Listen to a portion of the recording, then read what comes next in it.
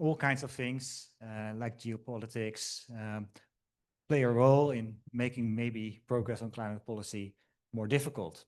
And that's what we want to address in this particular session.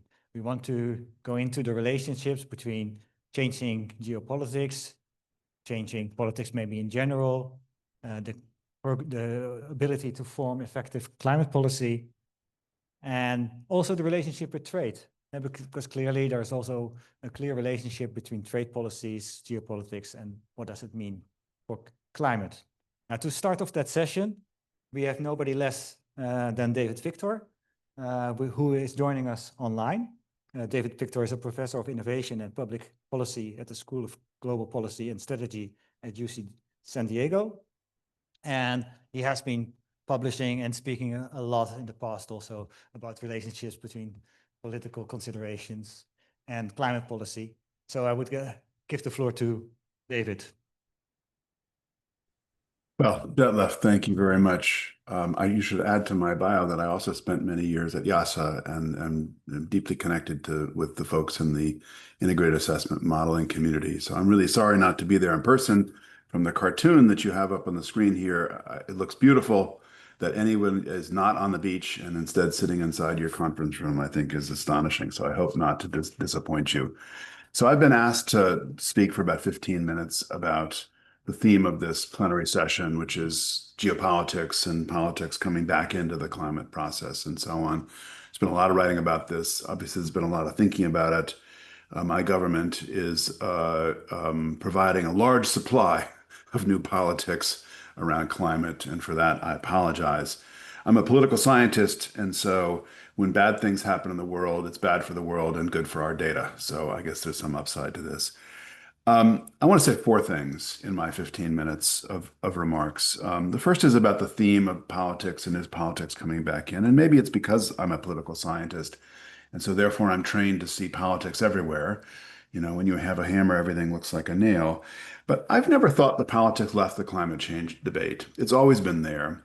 Maybe it was less there in the very beginning, because in the very beginning, we didn't do very much. We went to meetings, we signed bold agreements that had no impact on behavior. And as we've started to get more serious about the problem, not surprisingly, the politics have come out. And so I think when we look at why do the politics seem to be harder now than they have been in the past, a very large part of this is frankly success. I'll talk more about success in just a moment. But it's that we've handled a lot of things in the climate agenda that are relatively easy to work on.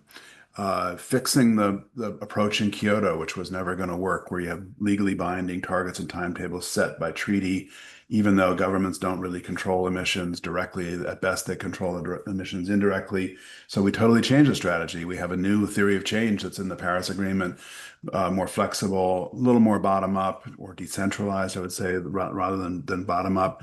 That's good. That's working. But what's left over are the things where it's almost impossible to get agreement. I mean, look no further than Belém right now, where the hot button issues are about communities that feel non-represented, the invasions today, about finance, very large finance numbers in a world where people aren't feeling that generous to have large international transfers. And so I guess my first point is the politics have always been there, that they look harder right now, a little bit because of what's going on in the United States. I'll talk more about that, but also because the agenda's gotten harder because the easier stuff has been addressed. I do think that one implication of this is that the probability of COP failure goes up every year. Even when you've got an extremely skilled team managing a COP, like the Brazilian team this year, an extraordinary diplomatic team, and the job of diplomacy is getting people to agree even when they don't agree. And so if they can do it, fantastic. But there's this kind of omnipresent risk of a repeat of Copenhagen of 2009. And in Copenhagen, the failure was helpful because it opened the space for new ideas. Now I think a prominent failure would not be helpful, because we don't need to blow up the existing systems. What we need to do is do better with the existing theory of change. So the kind of key implication of this first point is that I think we in the modeling community need to be doing more work on Plan B. If we have a failure of the multilateral process, what is our role in helping those parties that want to keep the good parts of the process going, demonstrating that what they're doing is credible and so on. And part of that might be the statement. I haven't had a chance to look at it yet. But I think there's a lot of other things we can do around, which industries and which groups of firms and governments are really making progress. How do we hold them together, deepen their action, and so on? What's the role of modeling activities and so on? The second of the four things I want to say is about progress. Everyone in the room knows this, but I'll mention it just briefly. I think we're actually making amazing progress. Are we stopping climate change? No. Will we eventually be able to bring ourselves back down below 1.5? Plausibly. Although I think that, when you're talking about things that are measured in geologic time, I'm not sure that are immediately relevant. But we're making progress. And we're making progress by thinking about where is the mission's trajectory compared to the counterfactual. And that, as lots of people have seen in the commentary, the counterfactual is much higher 15, 20 years ago than it is right now. And that's the right way to measure progress. It's not against goals that, frankly, I never thought were achievable. I never thought 2 degrees was achievable. That's an area of disagreement with a lot of folks. But I understand politically why people set goals that weren't achievable, collective goals for which nobody was individually responsible. But that's not the right way to measure real progress. The right way to measure progress is against a counterfactual. The second point, I think, has some pretty big implications for us in the analyst community. We ought to be sharpening up our assessment of counterfactuals. We have the new CPS scenario from the IEA. I'm not sure that kind of assuming that policies are static forever is the right way to do the counterfactual, but it's one way to do it. I would love to see more work, and maybe it's being done in the modeling community, and I don't know about it. I'd love to see more work being done on what is the right way to think about the counterfactual, and then what are the factors that have brought us down below the counterfactual. Some of them are structural change in the economy. Some of them are macro slowdown in China. Some of them are real policy and real technological change, which is, the really just extraordinary story here. And so I think that's incredibly important, and that's a task that we are well suited to do with the kinds of models that we have already. And I think it would be great to have more work on the counterfactuals to help animate a discussion about where are we making progress, where not, what factors have the biggest impact on outcomes and things like that. That's the second point. The third point is, I think, a little more wasabi, if you like.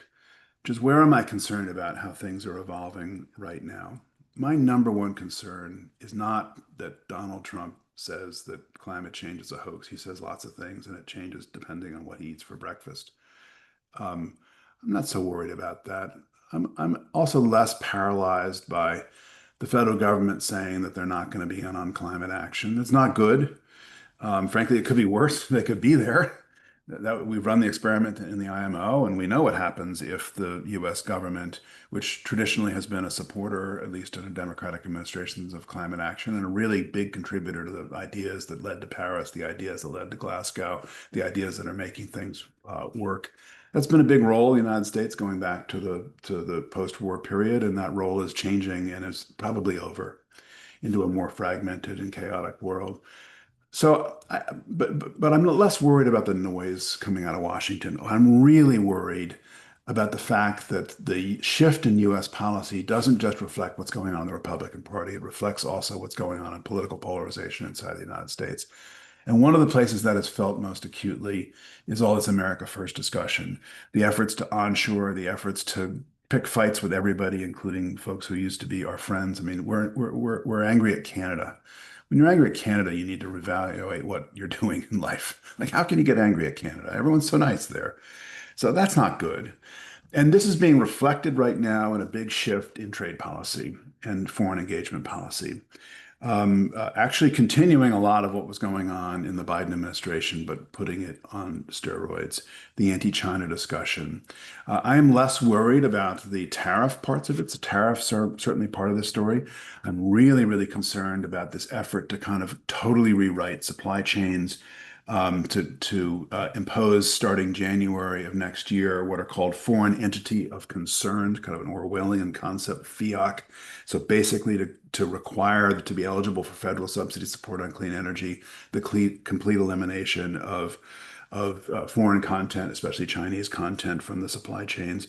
This is creating chaos, and it's undermining the kind of key insight of the technological revolution, which is that as technologies improve, it becomes easier everywhere in the world to invest in clean energy, to make big reductions in emissions, and that generates its own political tailwinds. That's the theory of change. As you invest in technologies, there's a big role for government in doing this. You create new industries, you create jobs, you create market share, and then as you do that, you create your own politics. You create your own wind, if you like, something academics are quite familiar with.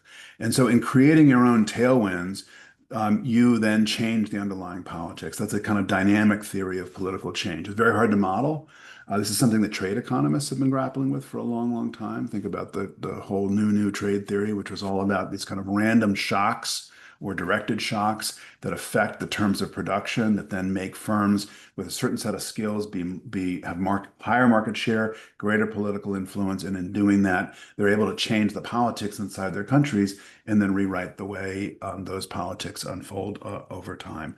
That theory of change is the theory of change that explains an awful lot of the progress we've been making around climate action. It's not that they're getting license for that from the COP process. It's that this is going on inside the economies around the world with reference to the legitimacy of action on climate change that comes from Paris. But most of it's not been kind of orchestrated or done by Paris.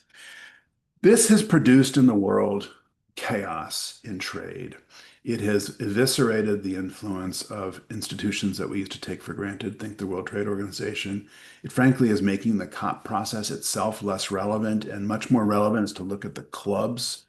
I think the club goods literature remains highly relevant here. Look at the clubs of firms and governments that are doing things, that are changing their politics, changing technologies, pushing along the green revolution. You see a lot of that in China, I mean, to the point of overinvestment, perhaps. You see a lot of that in Europe, which has been the reliable leader on climate change since the early 1990s. You still see a lot of that in the United States. Think about the data centers. We have this tremendous increase in demand for electric power from all these data centers.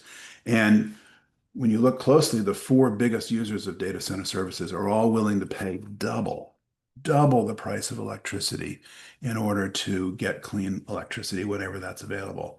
That's renewables with matching now. That's nuclear.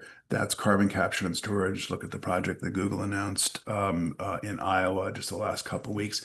So that's really interesting, and that's all going on regardless of what's happening in Washington, D.C. I mean, you have the leaders of some of these companies contributing money to Donald Trump's ballroom, so therefore, let's call it the destruction of the East Wing of the White House.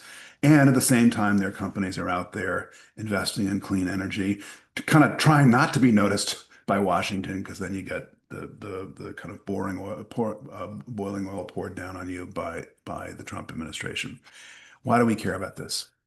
We care about this in the modeling community because this chaotic world, I think, is a durable world. We are firmly in a world of chaos and decentralization because power has distributed in the international system. It's no longer so concentrated in the United States. Domestic preferences, not just the United States, but in other countries have changed. And as that changes the preferences in other countries. And so you've got all kinds of folks hunting around for credibility. They're looking, which kinds of international institutions do we think matter? Which kinds of institutions don't matter? Why? How would we model that? And so on. So this hunt for credibility for those of us who study decarbonization is really important because everything that is interesting in clean tech and decarbonization is capital intensive, long-lived, infrastructure-like investments. And in that world, if policy is really important for your investment, you need to be confident in the credibility of that policy. And so you've got this hunt for credibility happening all around the world. And the United States no longer can provide that, at least in the form of the public goods that it invests in international institutions. That is, I believe, reality. I think it's interesting for us in the modeling community because it's amenable to modeling.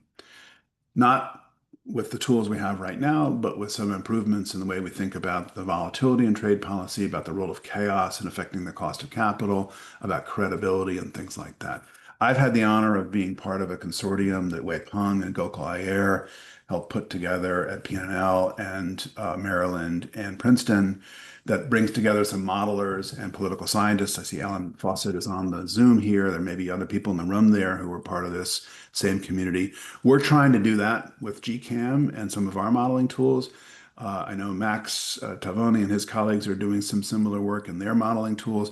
We ought to be, as a community, doing more of this modeling because that's crucial to be to being relevant in the real world. And that's really the fourth and last thing I want to say as I finish my remarks here, which is we're headed into hockey season, and the great hockey player Wayne Gretzky would always say, "Skate to where the puck is headed." That is where the puck is headed right now, which is that kind of chaotic world.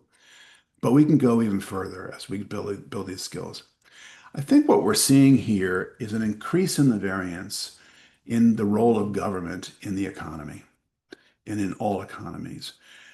When we believed that there was kind of one more or less market-oriented way of organizing an economy, and that had won over all others, then we expected that more or less we were headed to the role of government is to provide some public goods and then get out of the way.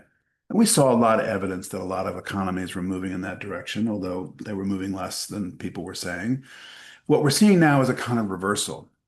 We're seeing lots of different models for when and how government intervenes. We have the kind of ideal type, if you like, from China, which is large government intervention in paying for stuff and large government intervention in coordinating the different parts of the economy to get things to happen. And it works, but comes with it a lot of risks and asymmetries and risks of overinvestment and government making bad choices and so on. The opposite extreme is what might be called the new American model, where government's not doing very much, except kind of stomping around here and there, not coordinating things inside the economy, even backing off to some degree in some of the traditional roles of government, which is to provide durable, reliable, long-term funding for clean tech innovation. As an American, I don't think that's a good thing for the United States. It will be harmful to the country for the long term. But as an analyst, what I see in that variation and the European model, kind of somewhere in between, is we have a variety of axes that explain causally when and how government intervenes in the economy. And those axes are a theory of change and a theory of industrial organization, if you like, and they are amenable to modeling and the kinds of models that we use. And we should be investing more in that and a little less in refining to greater detail things that we already kind of understand and may not actually be reflective of what's going on in the world. And with that, I will stop and very much look forward to the conversations. Thank you. Great, great. Yeah, I knew that was very good to invite David Victor for this particular session because he would provide a lot of good talking points for our discussion. The second person that would be excellent to invite for our session is Lara Aleluia. She has been working already on messy scenarios, maybe as chaotic scenarios, as David was alluding to. So I would like to give the floor to Lara, researcher at CMCC.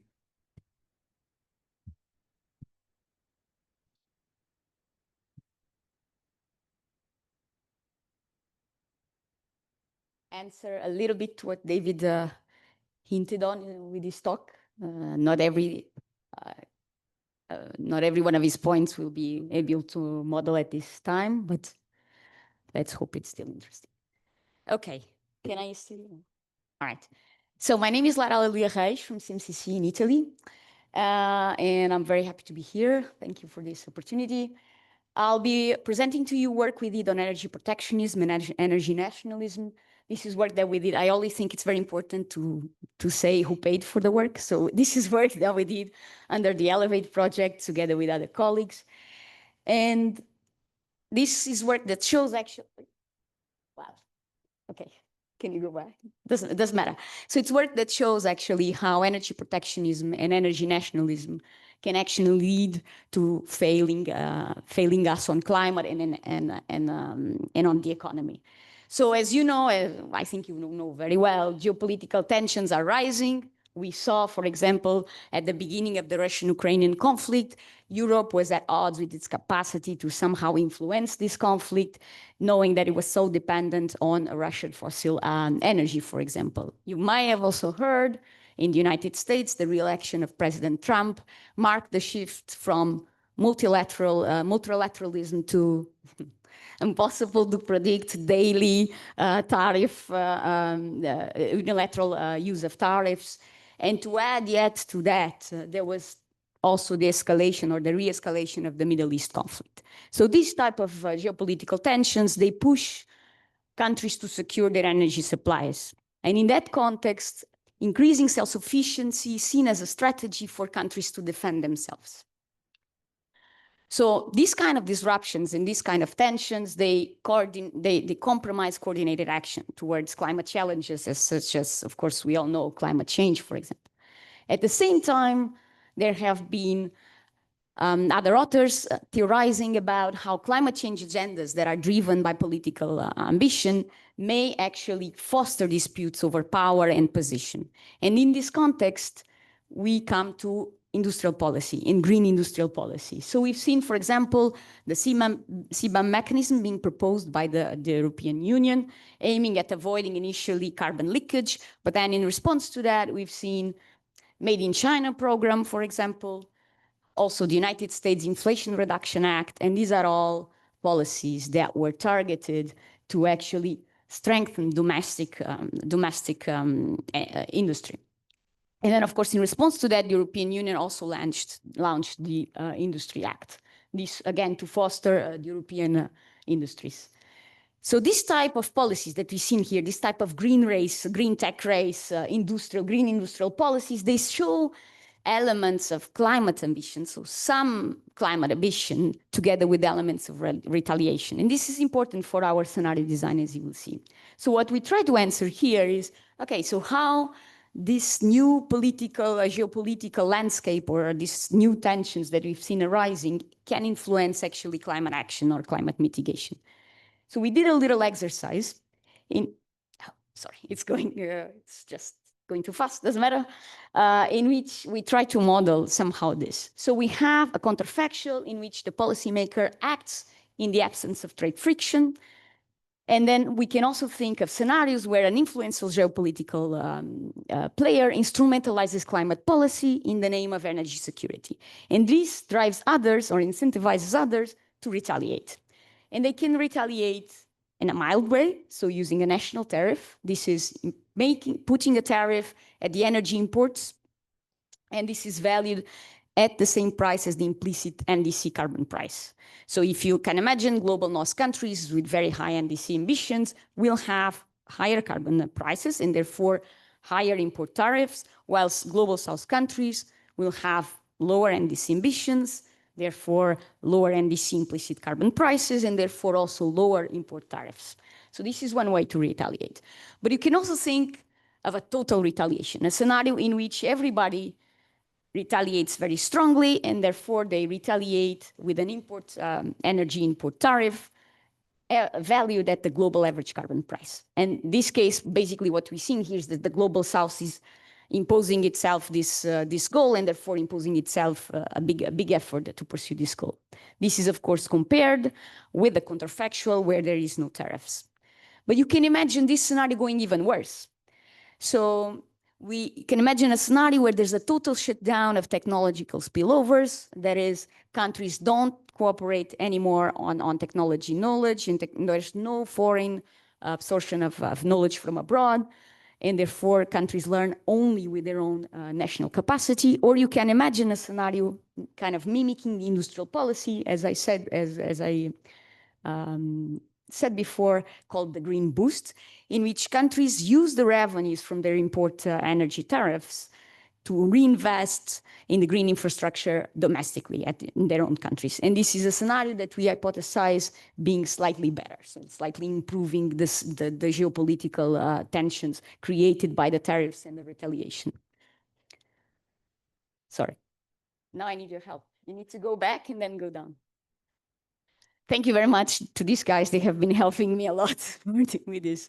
All right, so some of the results. Here you see difference in trade volume for exporter countries. This is always the difference with respect to the no tariff scenario. And the green, blue boxes you see there are exports. So this is very intuitive, right? We put a tariff on imports of energy, exporters go down. This is kind of what happens. For the global south, we see imports. In that case, you see the red boxes going down. And for the global south, the same. Here, it's important to notice the retaliation scenario. Basically, again, saying that this is a very big effort for global south to retaliate, so to pursue this kind of global trade and to enter in this kind of global retaliation effort and to secure itself to be in energy self-sufficient. For the global south, retaliation scenario is really somehow harmful. So you see the trade volume going really down. But what does this mean for the energy system? So here we see electricity generation, per capita electricity generation, per technology for the exporter countries. And for them, it does change a little bit, but it doesn't really matter much because they can always supply their energy with their own fossil resources. However, for non-exporting global north countries, what you see is a big increase in per capita electricity generation through renewables, mainly solar and wind. This is around 2% increase, but also a decrease in fossil. And this is the same result we find also for primary energy use. In the global south is the same, and it's most pronounced, especially in the scenario of retaliation. You remember they are retaliating very hard. They are retaliating with an import tariff on their energy imports at the global average carbon price. And therefore, you see fossil fuels going down a lot. So not only renewables increasing in the electricity production, and also fossil fuels going down. However, what we see is that these efforts are really not the right incentives that we need to be anyway close to the climate, to what we need for Paris. So for example, here, what we see is cumulative CO2 emissions, and you see those two little boxes there. This is national tariff and retaliation, being very far away from the cumulative emission reductions that we would need to be somehow in line with what we need for Paris. So clearly, pursuing energy protectionism is not helping, is not the right incentive, it's not the right type of policies that we need to achieve for Paris. This is the same that if you've been in the session with Panayotis today, found very similar results on this, with this model. Sorry, I need to go down again and then go, yeah, thank you very much. So who wins and who loses? So here, of course, you see net present value GDP, exporters lose. So this is kind of, right, you put a tariff on imports, of course, exporters lose. And they lose even though some of the models in some regions, some exporting regions foresee some GDP gains. You see that the medians all go down. And importantly, in retaliation, the range of the macroeconomic impacts is very, very large, meaning this is a very risky business for exporters. So pursuing energy security and engaging in retaliation games with this type of energy import tariffs is very risky, is a very risky business for exporters.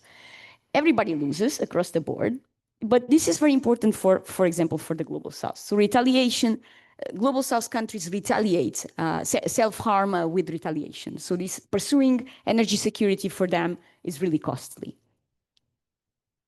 Sorry, I have to go down. All right.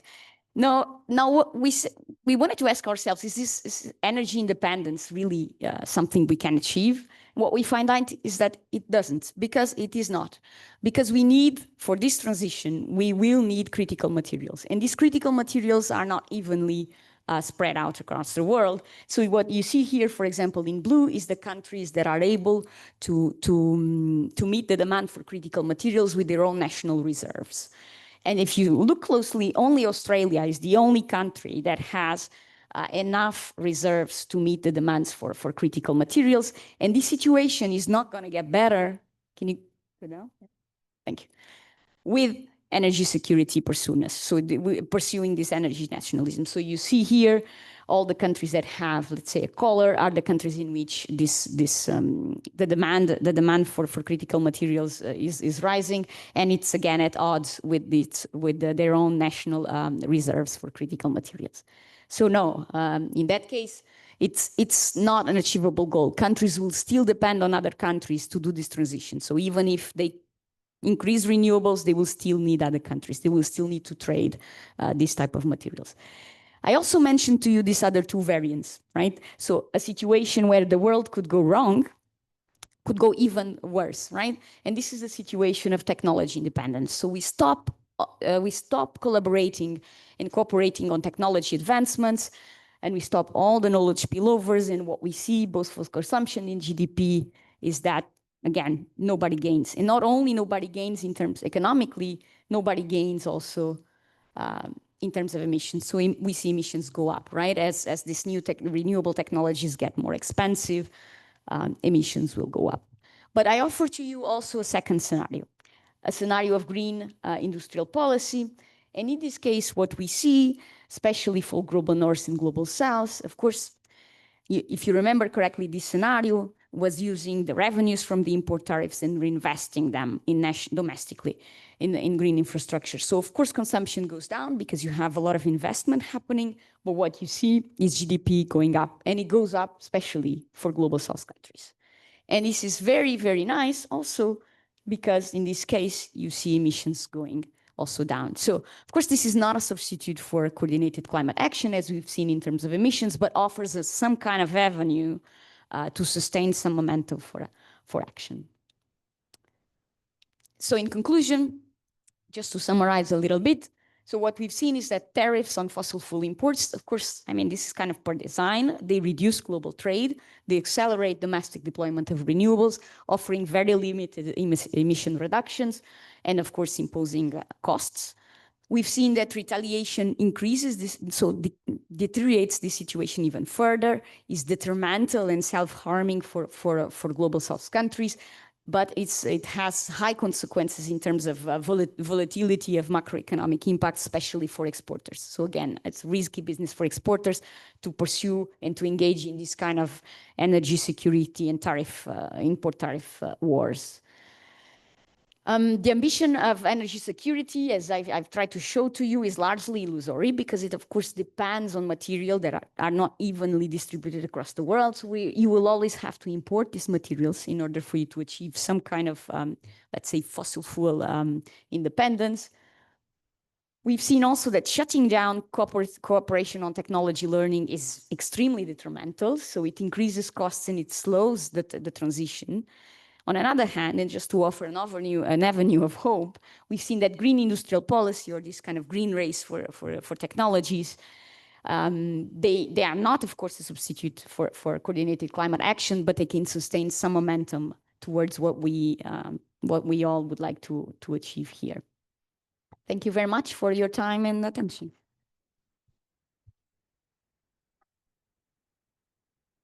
Well, thank you, Lara.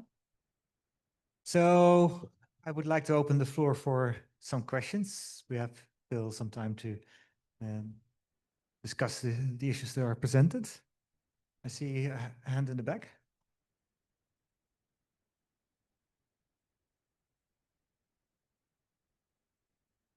Hi, thank you, Lara, for your presentation. That was very, very interesting. My question is, can you hear me? Okay, lovely. You can hear me twice, I'm afraid, and maybe now it's better. Anyways, my question is, as you probably know, the EU is going to phase out the fossil fuels from Russia by the 1st of January of 2028. So this is quite a big move. Did you take this into consideration in your research already, or what you think is going to happen on the global scale regarding that? No, so we didn't specifically look at that. Basically, our scenario here is imposing tariffs at the border. But what we find out in our study that I didn't put here is that countries that have higher pledges, so countries that have very ambitious NDCs and LTSs, they are better prepared for energy independence. So what we see is that while, of course, this is something that has been found in previous studies as well. So while energy security does not offer a lot of benefits for climate actually offers a lot of benefits for energy security. So countries like the EU with very ambitious NECs and LTS are better off and will bear less costs if they were to pursue this kind of thing. So it's be less costly for them. I don't know the feasibility of in 3 years being fully. This I don't know. Happy to hear if anybody knows about that. Any further questions?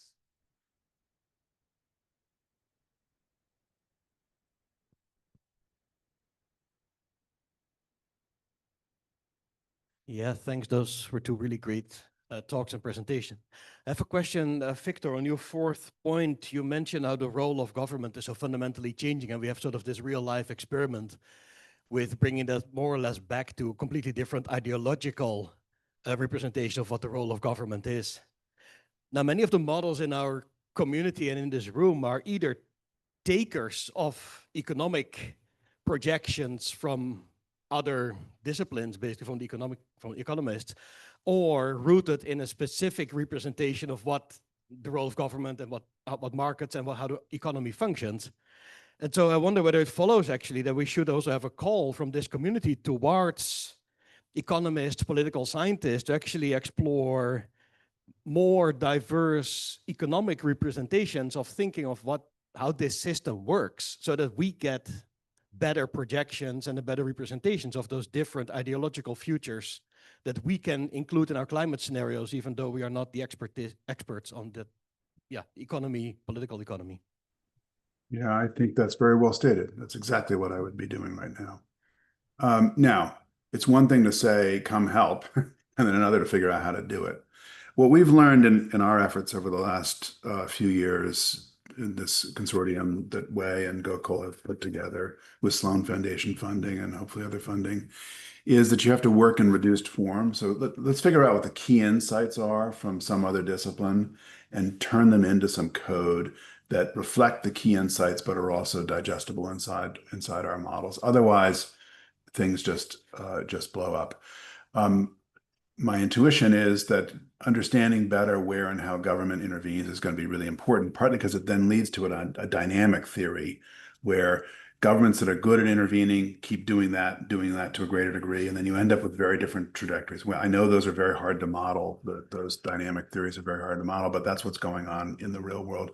Let me say just one other thing about this that I think is going to be very important, is we should figure out how to think about the concept of credibility. So take, for example, a lot is happening in Europe that's great. There's no question about it. We're about to have a great test of the credibility of the European aviation rules when we see what happens with the ESAF mandates. I mean, these are very, very costly mandates for airlines to blend a small but growing fraction of their fuel as the next generation SAF. The supplies are not there. And so, and yet there are these huge fines for firms that don't comply. There's no way that's sustainable. And the reason I focus in on that is because we're seeing across the board, all kinds of governments have made very bold pledges, all kinds of firms have made very bold pledges, and everyone's nearly everywhere is finding the pledges hard to meet. And so it's going to have this kind of all this activity, well, I'll call it blinking, as you look, so you're staring at these inconvenient things and you're going to have to blink. There's going to be all this blinking going on. And in some places it's going to be credible, in other places it won't be credible. And I think that matters to us because if we can get our heads around how that concept gets represented inside models, then we can do a better job representing the deployment of capital. And to first order, everything that's interesting about deep decarbonization is about the deployment of capital, the cost of capital, and the way FID and other investment-related decisions take place.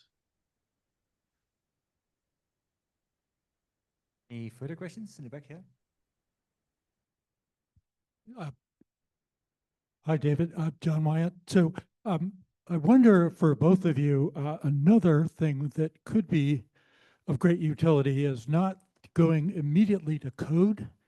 We all know it's kind of tricky and somewhat dangerous to try to code things up that are hard, but just running better scenarios. You know, we've talked about this for years and I'm still not convinced on Boss's point that, you know, we either take as given scenarios given to us by the people who do the economic forecast or not. And in so doing, I think we could negotiate with them for them to do better scenarios so we can make better, if I could use the term, exogenous assumptions in our models. One view could be that that could get you a lot of the way to where you want to go very quickly if people like you and Lara were involved in that process. Lara, do you want to comment first?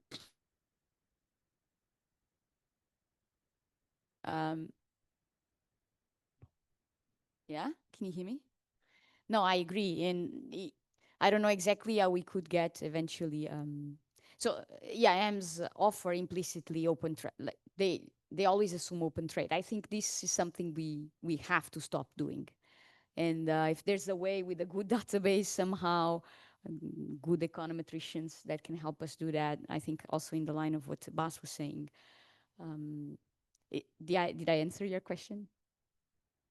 In part, so let me be more concrete, and David and you both touched on this in a way. If I was to think about all the things that are going on, derivative or direct, that could be consequential, the interest rate cost of capital and its volatility might be a good thing.